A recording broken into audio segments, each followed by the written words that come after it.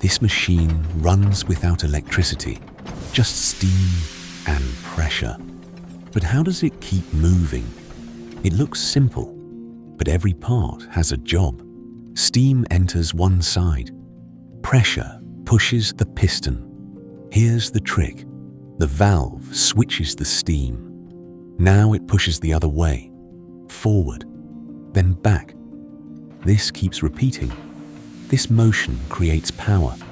It can run entire machines. This powered trains and changed industries. Small models cost around $50. Large systems cost thousands. Simple, reliable, easy to maintain. A simple idea. That powered the world.